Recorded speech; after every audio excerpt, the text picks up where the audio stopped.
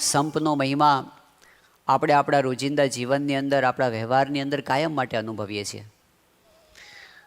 આપણને બધાને અનુભવ છે કે જ્યારે સંપ હોય ત્યારે શાંતિ હોય છે, અને જ્યારે કુસંપ થાય ત્યારે અશાંતિ થાય છે. કુટુંબની અંદર જ્યારે બે માણસો વચ્ચે કંઈક બોલાચાલી થાય, પિતા પુત્ર વચ્ચે, ભાઈ ભાઈ વચ્ચે, સાસુ વહુ વચ્ચે, ભલે ને કદાચ 5-10 મિનિટ માટે જ ઉગ્રતાથી બોલાયું હોય, આખા ઘરનું વાતાવરણ તંગ બની જાય છે. કલાકો સુધી એની અસર રહે છે. ઘણી વખત બધી સુવિધા હોવા છતાં ઊંઘ નથી આવતી. તો જ્યારે કુસંપ હોય ત્યારે અશાંતિ છે, સંપ હોય ત્યાં શાંતિ છે. જ્યારે સંપ હોય ત્યારે વિકાસ થાય છે, પ્રગતિ થાય છે. કોઈ પણ પરિવાર હોય, કોઈ પણ સંસ્થા હોય, કોઈ પણ સમાજ હોય, કોઈ પણ દેશ હોય, જ્યારે સંપ હોય છે ત્યારે પ્રગતિ અને વિકાસ સડસડાટ થતા હોય છે. અને જ્યારે કુસંપ આવે ત્યારે અધોગતિ પણ થાય છે, વિનાશ પણ થાય છે. ત્રીજી આપણા માટે બહુ જ અગત્યની બાબત એ છે કે સંપ હોય ત્યાં ભગવાન અને સંતનો રાજીપો છે, પ્રસન્નતા છે. અને જ્યારે સંપ નથી ત્યારે એમનો કુરાજીપો થાય છે, એમને દુઃખ થાય છે. ભગવાન સ્વામિનારાયણે પોતાના ઉપદેશ વચનની અંદર આ વાત કરી. એમણે કહ્યું કે જ્યાં સંપ હોય, સુરદભાવ હોય, દયા હોય, મર્યાદા હોય, ત્યાં સાક્ષાત ભગવાન નિવાસ કરીને રહે છે. પ્રમુખ સ્વામી મહારાજ મુંબઈમાં બિરાજમાન હતા, 10 વર્ષ પહેલાંની વાત છે. પ્રસંગ એવો બન્યો કે સ્વામીજી રાત્રે આરામમાં જતા હતા, અને એવા સમયે બધા સંતો સ્વામીશ્રીના શયનખંડની અંદર સ્વામીશ્રીના એ દિવસના છેલ્લા દર્શન કરવા માટે બાપાના રૂમમાં આવ્યા. સ્વામીશ્રી બહુ જ પ્રસન્ન હતા. આખા દિવસની પ્રવૃત્તિ પછી પણ બાપા બહુ જ ફ્રેશ હતા અને આનંદમાં હતા. પૂજ્ય વિવેકસાગર સ્વામીએ પણ જ્યારે રૂમમાં પ્રવેશ કર્યો, એમણે પણ જોયું કે સ્વામી બહુ જ પ્રસન્ન છે.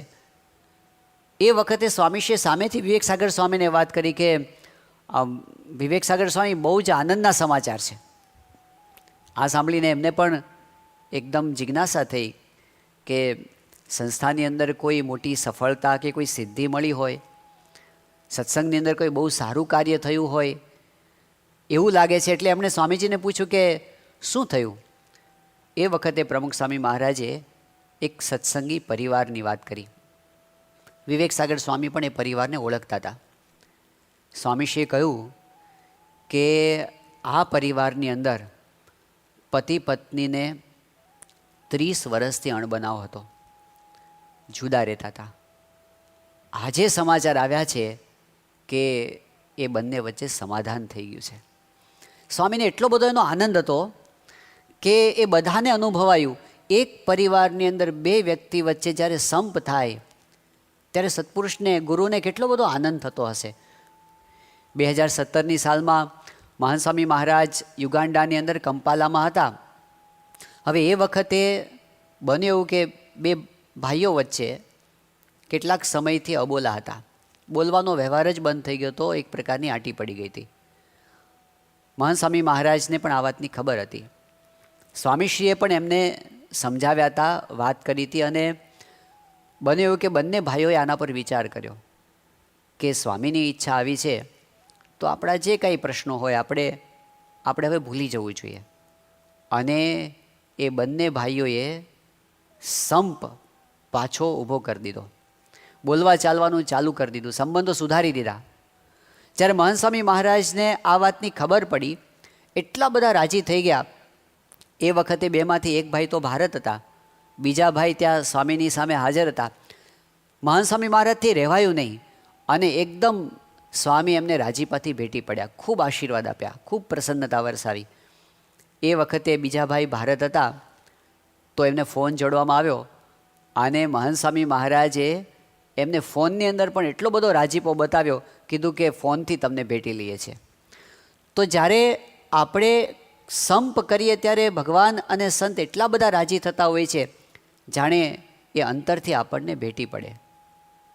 હવે આ વાત આપણા કોઈ માટે અજાણી નથી કે સંપ છે ત્યાં શાંતિ છે, કુસંપ છે ત્યાં અશાંતિ છે, સંપ છે ત્યાં પ્રગતિ છે, કુસંપ છે ત્યાં અધોગતિ છે, સંપ છે ત્યાં રાજીપો છે અને કુસંપ છે ત્યાં કુરાજીપો છે. બધાને આ વાતની ખબર હોય છે. ઘણી વખત તો જે બે વ્યક્તિ વચ્ચે અણબનાવ હોય એ બંનેને પણ ખબર છે કે કુસંપમાં કોઈ લાભ નથી, સંપની અંદર બધાને લાભ છે. છતાં પણ કોણ જાણે કેમ આ દુનિયાનો ક્રમ એવો છે કે ક્યાંક ક્યાંક એવી ખામી રહી જાય છે, જાણવા છતાં પણ સંપ રાખી શકાતો નથી. દુનિયામાં આવા પ્રસંગો આપણને ઘણી જગ્યાએ દેખાય છે. પ્રશ્ન એ છે કે કઈ વસ્તુ ખૂટે છે.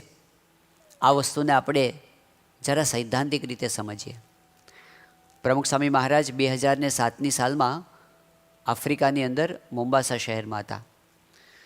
એ વખતે પ્રમુખ સ્વામી મહારાજ ભોજન અંગીકાર કરતા હતા અને સામે ઘણા બધા હરિભક્તો દર્શન કરવા માટે બેઠા હતા. ભારતના પણ હરિભક્તો હતા, ઇંગ્લેન્ડના પણ હતા, અમેરિકાના પણ હતા. સ્વામી બાપા પાસે સત્સંગની વાતો થતી હતી, રિપોર્ટિંગ થતું હતું. એમાં અચાનક અમેરિકાના એક યુવકે પ્રમુખ સ્વામી મહારાજની પાસે એક વાત રજૂ કરી. એમણે કહ્યું કે સ્વામીજી, હમણાં અમેરિકાની અંદર પ્રેસિડેન્ટનું ઇલેક્શન આવે છે, તો એ ઇલેક્શનની અંદર બંને પાર્ટી પોતપોતાના જે જાહેરાતો હોય, ઢંઢેરાઓ હોય, એ બધા રજૂ કરતા હોય છે. એક પાર્ટીએ એવી જાહેરાત કરી છે કે અમારો પક્ષ જો વિજેતા બનશે તો અમે એવા પગલાં લેશું કે જેનાથી કુટુંબની અંદર સંપ વધે. આ વાત જ્યારે સાંભળીને ત્યારે પ્રમુખ સ્વામી મહારાજ ભોજન કરતા હતા, એકદમ અટકી ગયા અને સ્વામીએ તરત પૂછ્યું કે સરકાર શું એવા પગલાં ભરશે કે જેથી સંપ વધે?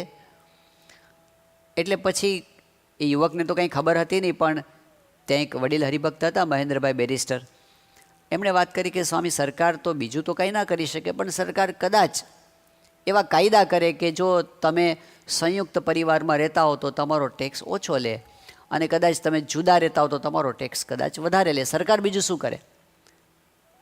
આ વાત સાંભળીને પ્રમુખ સ્વામી મહારાજે એક સિદ્ધાંત ત્યાં રજૂ કર્યો.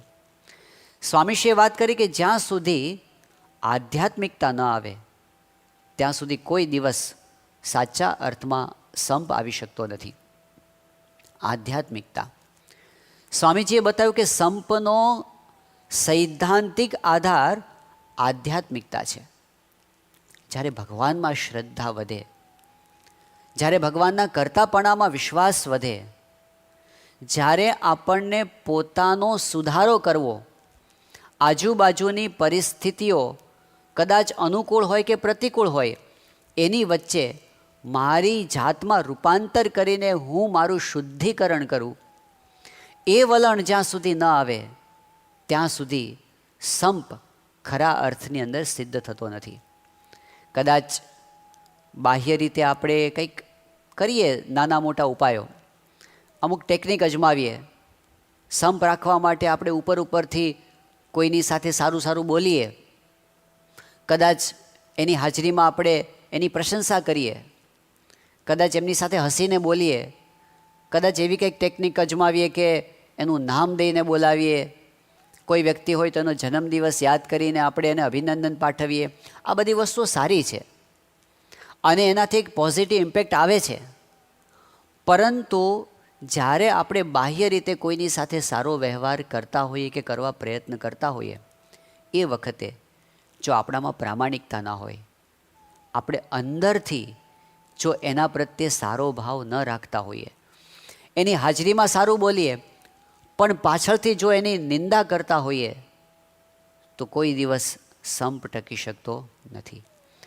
અને જ્યારે એ વ્યક્તિને આવી ખબર પડે છે ત્યારે જેટલું કંઈ આપણે સંપ માટે ભેગું કર્યું હોય ને, એક સાથે આખો મહેલ તૂટી પડે છે, વિશ્વાસ છૂટી જાય છે. There is no real friendship without confidence and there is no confidence without integrity. જ્યાં સુધી વિશ્વાસ ન હોય એકબીજાનો, ત્યાં સુધી કોઈ મિત્રતા, કોઈ સંબંધ ટકી શકતા નથી. અને વિશ્વાસ શેના પર આધાર રાખે છે? આપણી ઇન્ટિગ્રિટી પર, પ્રામાણિકતા પર. અંદરથી આપણે કેટલો સારો ભાવ સામેવાળી વ્યક્તિ પ્રત્યે રાખીએ છીએ, ધરાવીએ છીએ, આનું નામ આધ્યાત્મિકતા છે. સંપ રાખવાની અંદર આપણને પ્રશ્ન ક્યાં થાય છે? ઘણી વખત એવું થાય કે આપણે સંપ રાખવા માટે પ્રયત્ન કરતા હોઈએ, પણ સામેવાળી વ્યક્તિ પાસેથી એવો સહકાર ન મળે. એ વખતે આપણે શું કરવું જોઈએ? પ્રમુખ સ્વામી મહારાજે એક વખત આનો જવાબ આપતા વાત કરી હતી. સ્વામીજીએ કીધું કે સંપની બાબતમાં સામેવાળો શું કરે છે કે શું નથી કરતો એ જોવાનું જ નથી. હું શું કરીશ? સ્વામીજી બોલ્યા કે આપણે જ સહન કરવાનું છે, આપણે જ મનગમતું મૂકવાનું છે, આપણે જ અનુકૂળ થવાનું છે ને આપણે જ ઘસાવાનું છે. બીજાનો વિચાર ન કરવો. સંપ એવી સોદાબાજી નથી કે હું તમારા માટે આટલું કરું તો તમારે મારા માટે આટલું કરવાનું, અને હું ત્યારે જ કર્યું કે જો તમે આટલું કરો. સંપ એ તો સમર્પણ છે. રામ પરિવારની અંદર જ્યારે એવી ઘટના બની, આખો પરિવાર છિન્ન ભિન્ન થઈ જવાના આરે આવી ગયો હતો. મંથરા એની કાન ભંભેરણીથી કૈકેયી પોતે અયોગ્ય માંગણી કરી બેઠા. દશરથ એક બાજુ મૃત્યુ પામ્યા. રામચંદ્રજીને વનવાસ આવ્યો. આ એક એવો પ્રસંગ હતો જે પ્રસંગે જો કોઈ વિચાર હક દાવાનો કરે તો પરિવારમાં કેટલા ભાગલા પડી જાય. પણ રામચંદ્રજીએ ત્યાગ કર્યો, વનમાં જવા તૈયાર થયા. લક્ષ્મણજીએ ત્યાગ કર્યો, રામચંદ્રજીની સાથે જવા તૈયાર થયા. લક્ષ્મણજીના પત્ની ઉર્મિલાજીએ ત્યાગ કર્યો, પોતાના પતિને સુખેથી વનમાં જવા માટેની પરવાનગી આપી. એટલું જ નહીં, જ્યારે રામચંદ્રજીએ ઉર્મિલાજીને કહ્યું કે તમે કંઈક મારી પાસેથી માગો, ત્યારે ઉર્મિલાએ એ જ કહ્યું કે હું તમારી પાસે એટલું માગું છું કે લક્ષ્મણજી તમારી સાથે વનમાં આવે છે તો એને મારી યાદ ન આવે, તમારી સેવા સારી રીતે કરી શકે એમાં હું વિઘ્નરૂપ ન બનું, એટલું હું તમારી પાસેથી માગું છું. ત્યાગ, સમર્પણ. ભરતે ત્યાગ કર્યો, સમર્પણ કર્યું, રાજ્ય ગાદી પર રામની પાદુકાને પધરાવી. અને સીતાજીએ પણ ત્યાગ કર્યો. કષ્ટો તો ઘણા આવ્યા. રાજ્ય છોડીને સીતાજીને વનમાં જવાનો વારો આવ્યો. પ્રસંગ એવો બન્યો તો એમને રામચંદ્રજીનો વિયોગ થયો અને રાવણની પાસે લંકામાં રહેવાનું થયું. પણ આ બધા દુઃખ કરતાંય મોટું દુઃખ તો એ હતું કે જ્યારે અયોધ્યા પાછા આવ્યા અને એક પ્રસંગ એવો બન્યો તો સ્વયં રામચંદ્ર ભગવાને પણ સીતાજીનો ત્યાગ કરવો પડ્યો, એમને છોડવા પડ્યા. સીતાજી વનમાં ગયા, પણ એ વખતે પણ ભાવના કઈ હતી? રામચંદ્રજીને દુઃખ ન થાય. લક્ષ્મણજી સાથે સંદેશ તો એમણે એ જ મોકલાવ્યો, રામચંદ્રજીને કહેજો કે મારા દુઃખથી દુઃખી ન થાય, હું વનમાં રહીને સુખેથી તમારું ભજન કરીશ. અને મારી પ્રાર્થના એ જ છે કે ભૂયો યથા મેં જનનાંતરેપી ત્વમેવ ભરતા ન ચ વિપ્રયોગ. કોઈએ હક દાવાનો વિચાર નથી કર્યો. તો પરિવાર તૂટી પડવાના આરે હતો, એમાંથી કેવો ઊભો થઈ ગયો. આખા વિશ્વ માટે એક કાયમનું ઉદાહરણ પૂરું પાડી દીધું આ રામ પરિવારે. તો સંપની અંદર જ્યારે કોઈ અન્યાય કે ન્યાયનો વિચાર છોડીને બીજા માટે ઘસાવાનો વિચાર કરે છે, ત્યારે ખરા અર્થની અંદર એ આધ્યાત્મિક સંપ બને છે. પ્રશ્ન આપણને ઘણીવાર એ થાય કે જ્યારે સામેવાળી વ્યક્તિ અયોગ્ય વ્યવહાર આપણી સાથે કરે તો આપણે શા માટે સહન કરીએ? એમાં મને શું લાભ? મારે ઘસાતા જ રહેવાનું? મારે ચલાવી જ લેવાનું? મારે સહન જ કર્યા કરવાનું? આવો પ્રશ્ન એક વખત યોગીજી મહારાજને પૂછવામાં આવ્યો. યોગીજી મહારાજને એક હરિભક્તે કીધું કે સ્વામી, આપણે સંપ રાખવા માટે પ્રયત્ન કરતા હોઈએ પણ સામેવાળી વ્યક્તિ સહકાર જ ના આપે, તો પછી આપણે શું કરીએ? કંઈ એક હાથે તાળી થોડી વાગે છે, તાળી બે હાથે વાગે. એક હાથે તમાચો વાગે, તાળી ના વાગે. તો એમણે સ્વામીને કીધું કે યોગીજી મહારાજ, અમે સંપ રાખવા માટે પ્રયત્ન કરતા હોઈએ, સામેવાળો સહકાર ન આપે તો અમારે કરવું શું? એ વખતે યોગીજી મહારાજે જે જવાબ આપ્યો, આખા વિશ્વના બધા પ્રશ્નોનું સમાધાન એમના એક વાક્યની અંદર છે. યોગી બાપાએ કહ્યું કે આ માર્ગમાં તો કેવું છે, જે ખાય એની ભૂખ જાય, જે સંપ રાખે એને લાભ થાય. પ્રશ્ન એ છે કે આમાં લાભ શું છે? આપણે તો સહન કરવાનું આવે છે, આપણે તો મૂકી દેવાનું આવે છે, આમાં લાભ શું? પણ ખરા અર્થની અંદર જે સમજી વિચારીને સહન કરે, સમજી વિચારીને ઘસાય, સમજી વિચારીને અનુકૂળ થાય, તો એને લાભ એ થાય છે, ઘડતર થાય છે, આધ્યાત્મિક લાભ થાય છે, ભગવાનને સંતની પ્રસન્નતા થાય છે, અંતરમાં શાંતિનો અનુભવ થાય છે.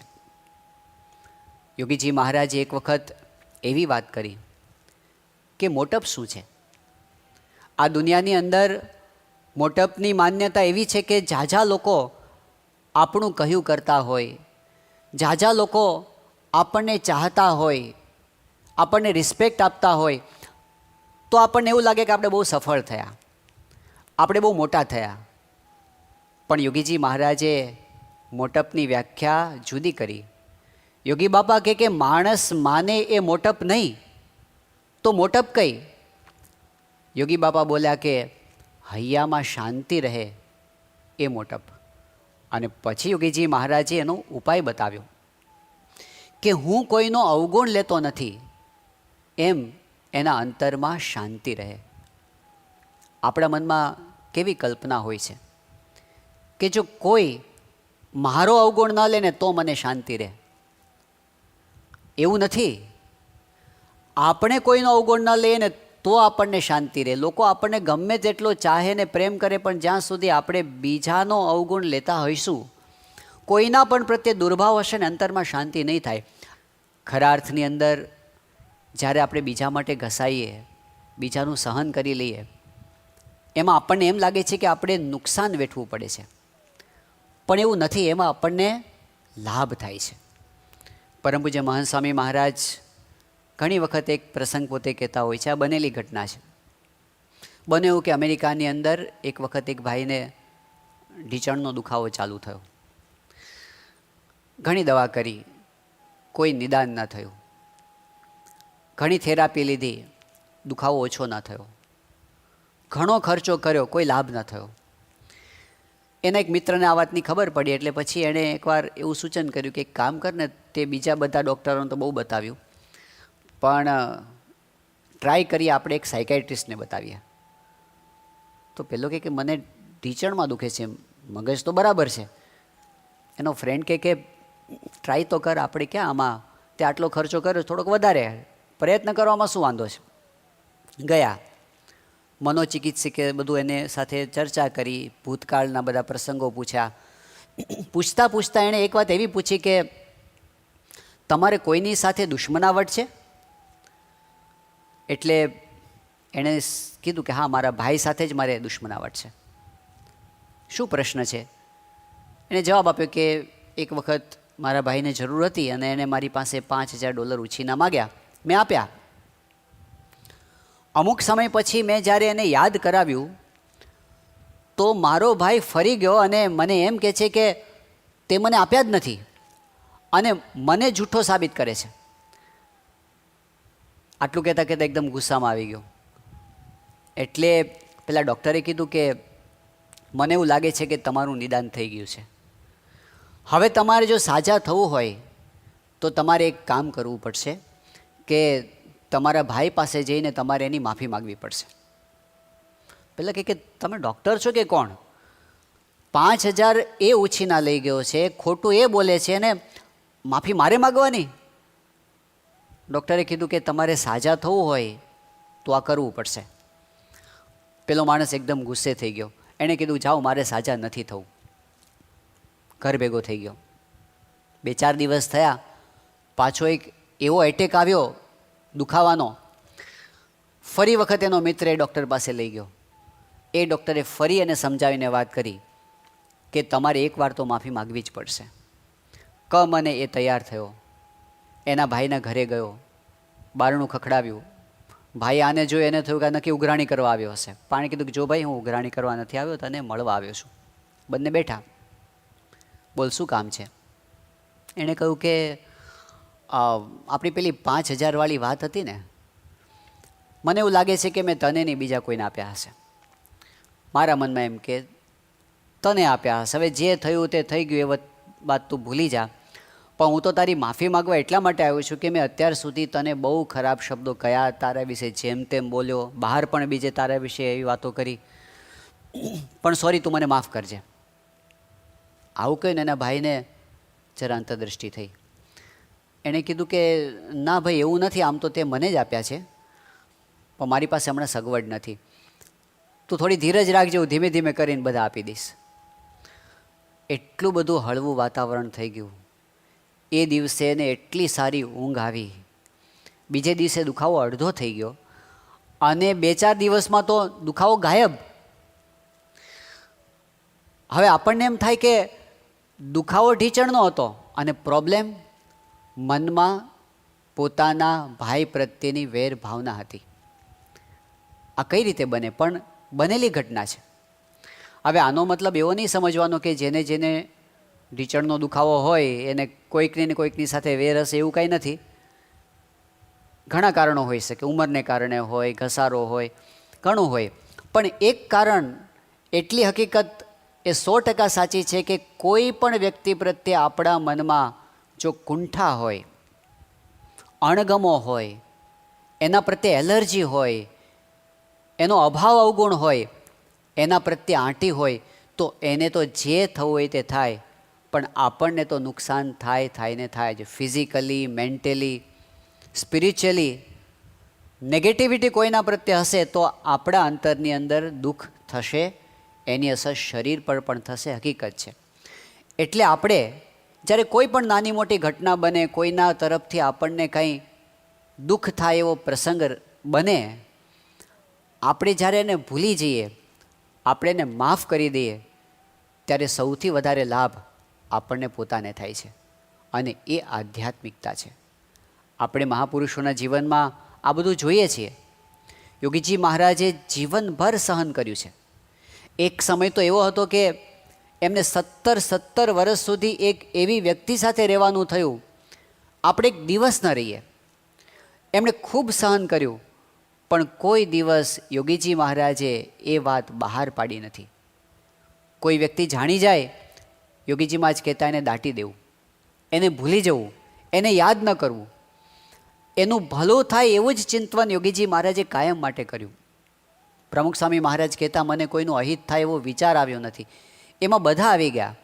ઘણા લોકો એવા હતા કે જેમણે કદાચ પ્રમુખ સ્વામી મહારાજનું અહિત કરવા માટે ખૂબ પ્રયત્નો કર્યા હશે, વારંવાર કર્યા હશે, પણ પ્રમુખ સ્વામી મહારાજે એમના સમગ્ર જીવન દરમિયાન એવી એક પણ ક્રિયા કરી નથી કે કોઈનું ખરાબ થાય. એવું એક પણ વાક્ય બોલ્યા નથી કે કોઈનું ખરાબ થાય. અરે, એક પણ એવો સંકલ્પ કર્યો નથી ક્યારે કોઈનું પણ ખરાબ થાય. બીજી વસ્તુ કઈ છે આધ્યાત્મિકતામાં? સંપની બાબતમાં પહેલ આપણે કરવાની હોય છે. ઘણી વખત આપણો અહંકાર આપણને બગડેલા સંબંધો સુધારવામાં આડો આવે છે. પ્રસંગ બની ગયો, બોલાચાલી થઈ ગઈ, મન મુટાવ થઈ ગયો, પણ પછી શું થાય છે કે જો થોડીક જ નમ્રતા આપણે વધારે દાખવીએ તો સંબંધો પાછા સંધાઈ જતા હોય છે. પણ એ નથી થઈ શકતું. એ આપણી આધ્યાત્મિક ખામી આપણને નડે છે. માફી માગી લેવી. ભગવાન સ્વામિનારાયણના જીવનમાં તો આપણને દેખાય છે કે એમણે તો વાંક ન હોય તો પણ જો સંપ રહેતો હોય તો નમ્ર થઈને માફી માગીને પણ ઉકેલ લાવી દીધો છે. એકવાર એવો પ્રસંગ બન્યો કે ગરડાની અંદર ભગવાન સ્વામિનારાયણ બિરાજમાન હતા. ઉત્સવના દિવસો હતા. ઘણા બધા હરિભક્તો દૂર દૂરથી બધા ગરડાની અંદર મહારાજ પાસે, સ્વામિનારાયણ ભગવાન પાસે દર્શન માટે આવ્યા હતા.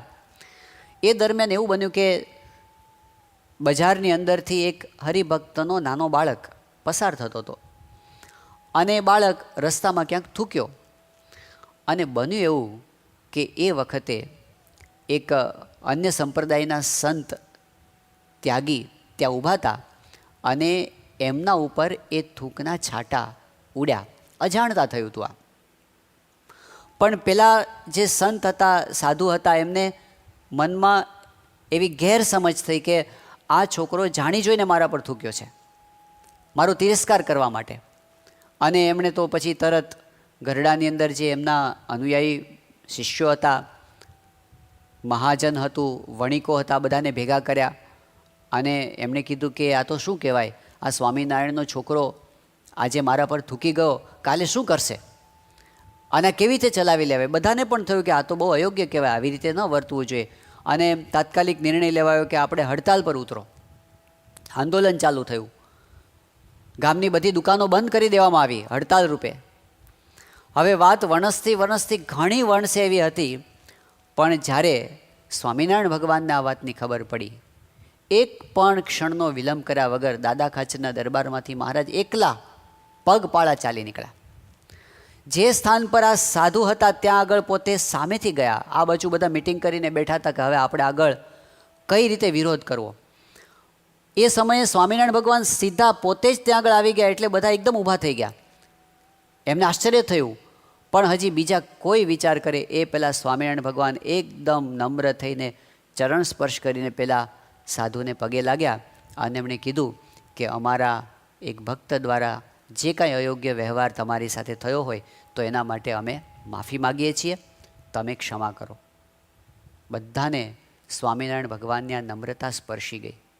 વાતાવરણ બદલાઈ ગયું. તો ઘરની અંદર, સંસ્થાની અંદર, સમાજની અંદર જ્યારે એવા પ્રસંગો બનવાના હોય કે ઝઘડો થઈ જાય, ત્યારે એ વખતે નમ્રતા દાખવીને માફી માગી લઈએ ને તો વાત આગળ વણસથી અટકી જાય છે. આપણી ભૂલ કદાચ ઓછી હોય, સામેવાળાની કદાચ વધારે હોય, પણ જો હક દાવામાં પડીએ તો એ પ્રશ્નનો ક્યારેય ઉકેલ ના આવે. જો આપણે ઉકેલ જોઈતો હોય, શાંતિ જોતી હોય, સમાધાન જોઈતું હોય, તો ભલે નાની ભૂલ હોય, માફી માગી લેવી જોઈએ. નડે છે શું આ બાબતની અંદર આપણને? કેટલીક વાર એવું થાય છે કે એ માફી માગે તો હું આપી દઉં, પણ હું કેવી રીતે માગું? આપણા સત્સંગની અંદર પાયાના બે હરિભક્તો વચ્ચે એક વખત આવી એક ઘટના બની ગઈ. આફ્રિકા સત્સંગના પાયાની અંદર બે મુખ્ય હરિભક્તો, એક મગનભાઈ અને બીજા હરમાનભાઈ, બંનેને ખૂબ નિષ્ઠા, ખૂબ સેવા, ખૂબ ભક્તિ. બંને ભેગા થઈને સત્સંગ કરે. બન્યું એવું કે એક વખત વોલીબોલ રમતા રમતા બંનેની વચ્ચે કંઈક ઝઘડો થયો અને ઝઘડામાં વાત ત્યાં સુધી પહોંચી ગઈ કે બંને વચ્ચે અબોલા થઈ ગયા. બોલવાનો વ્યવહાર બંધ. હવે આમ તો ચાલી જાય અબોલા હોય તોય કે મારે કંઈ પડી નથી કે પહેલાં કે મારે પડી નથી. પણ પ્રોબ્લેમ ક્યારે આવ્યો કે જ્યારે સત્સંગ સભાનો સમય આવ્યો ત્યારે. હવે બે જ જણા ભેગા મળીને સભા કરતા હોય અને બે જ જણા જો બોલતા ના હોય તો સભા થાય કેવી રીતે? એવા સમયે બંનેના મનમાં વિચાર આવે. મગનભાઈને એમ થાય કે જો હરમાનભાઈ આવે તો સારું, આપણે સભા કરીએ. હરમાનભાઈને એમ થાય કે જો મગનભાઈ આવે તો સારું, આપણે સભા કરીએ. પણ પહેલાં કોણ જાય? છેવટે હરમાનભાઈથી રહેવાયું નહીં અને એ ધીમે ધીમે ચાલતા ચાલતા ગયા મગનભાઈના ઘર પાસે. પછી તો એક એક ડગલું છે ને એક એક માઇલ જેવું લાગે. પણ એમણે અહંકારની ઉપર પગ મૂક્યો. બારણું ખખડાવ્યું. મગનભાઈએ બારણું ખોલ્યું. હરમાનભાઈ કે મગનભાઈ આપણે સભા નથી કરવી? મગનભાઈ કે બહુ સારું થયું તમે આવી ગયા, હું રાહ જોઈને જ બેઠો હતો. અને એ વખતે બંને વચ્ચેનો ઝઘડો મટી ગયો અને સભા ચાલુ થઈ ગઈ. હવે કલ્પના કરીએ કે એ વખતે બે જણમાંથી જો એક જણે ન મૂક્યું હોત ને તો આફ્રિકાનો સત્સંગ ના હોત. જ્યારે કોઈ મોવડી વ્યક્તિ હોય, વરિષ્ઠ વ્યક્તિ હોય અને એમાં જ્યારે બે જણ વચ્ચે ઝઘડો હોય, મનદુખ હોય, એમાં જો એક જણ મૂકી ના શકે ને તો બધાને સહન કરવાનો વારો આવે છે. કોણ પહેલાં મૂકે ઘણી વખત એવું થાય છે, વર્ષો નીકળી જાય આમાં અહંકારમાં ને અહંકારમાં, હું કેમ મૂકી દઉં, હું કેમ મૂકી દઉં. પણ એવા સમયે જ્યારે આપણે નમ્ર થઈ જઈએ તો બધી રીતે આપણને પણ લાભ છે અને આખા સમુદાયને પણ લાભ છે. છેવટે આપણે મહાન સ્વામી મહારાજના વચનોને યાદ કરીએ.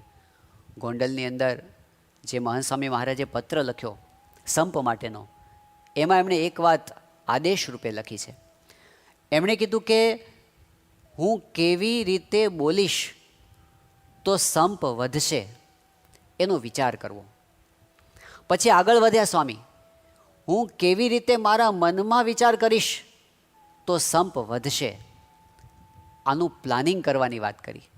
રોજ આપણે આપણી આજુબાજુ રહેતા જે કોઈ લોકો હોય એમની સાથેનો સંપ કેમ વધે એ માટે પોઝિટિવલી જો વિચાર કરીએ, એ પ્રમાણે જ બોલવા માટેનો પ્રયત્ન કરીએ તો સંપ એ આપણી જવાબદારી તરીકે આપણે નિભાવી કહેવાય અને એના ફળ રૂપે આપણને આધ્યાત્મિક લાભ થાય, શાંતિ થાય, ભગવાનને સંતની પ્રસન્નતા થાય. તો સંપની બાબતની અંદર આપણને આપણા શાસ્ત્રોએ, ભગવાન સ્વામિનારાયણે અને આપણા મહાન ગુરુવર્યોએ જે ઉપદેશ આપ્યો છે એ એટલો સચોટ ઉપદેશ છે. એનો જો અનુસરીએ તો ચોક્કસ એના મીઠા ફળ આપણને વહેલી તકે પ્રાપ્ત થાય. તો આપણે સૌ સંપના એમના બતાવેલા માર્ગે ચાલીને આપણું જીવન સફળ બનાવી શકીએ, એમના ચરણોમાં પ્રાર્થના. શ્રી સ્વામિનારાયણ ભગવાનની જય. આવી વધુ કથા સાંભળવા શ્રવણમાલા ચેનલને સબસ્ક્રાઇબ કરો.